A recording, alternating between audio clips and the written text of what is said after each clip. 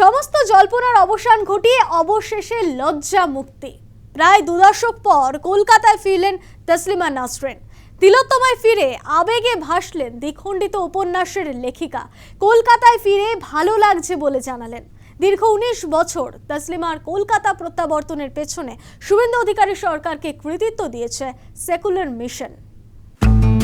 তসলিমা নাসরিনের দ্বিখণ্ডিত উপন্যাসকে ঘিরে উত্তাল হয়ে ওঠে কলকাতা। পরিস্থিতি এতটাই অগ্নিগর্ভ হয়ে উঠেছিল যে বাধ্য হয়ে তৎকালীন মুখ্যমন্ত্রী বুদ্ধদেব ভট্টাচার্য সরকার বইটির উপর নিষেধাজ্ঞা জারি করে এবং তসলিমাকে কলকাতা ছাড়তে বাধ্য করে। 2011 সালে পরিবর্তনের সরকার ক্ষমতায় আসার পরেও লেখিকার ওপর নিষেধাজ্ঞা বজায় ছিল। 2026 সালে রাজ্যে বিজেপি সরকার প্রতিষ্ঠিত হয়েছে। সম্প্রতি সেকুলার মিশন নামে একটি সংস্থার পক্ষ থেকে রবীন্দ্র সদনে একটি অনুষ্ঠানে তসলিমাকে উপস্থিত থাকার জন্য আমন্ত্রণ জানানো হয়। তাতে সাড়া দিয়ে প্রায় 19 বছর পর শুক্রবার কলকাতায় পা রাখলেন দ্বিখণ্ডিত উপন্যাসের লেখিকা। পরনে ছিল লাল পাড়ের সাদা শাড়ি, চোখে ছিল চশমা। শঙ্খ উলুধ্বনিতে বিমানবন্দরে তসলিমাকে স্বাগত জানানো হয়।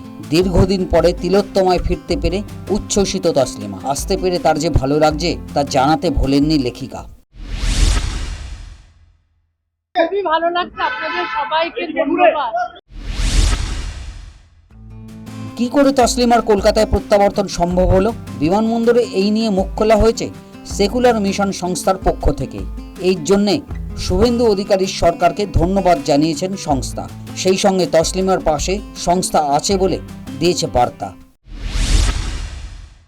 2007 সালে দিল্লিতে যেভাবে কলকাতা ছাড়তে হয়েছিল, সে সময় আমরা অত্যন্ত বেদনাহত চিত্তে দিল্লিতে আমরা ছাড়তে বাধ্য হয়েছিলাম।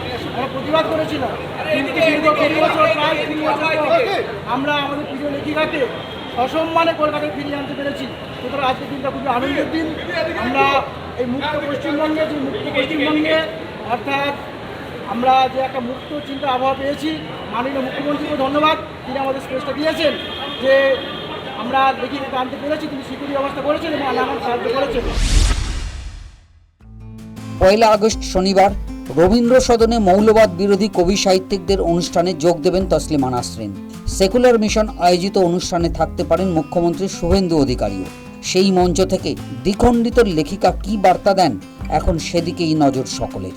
News time.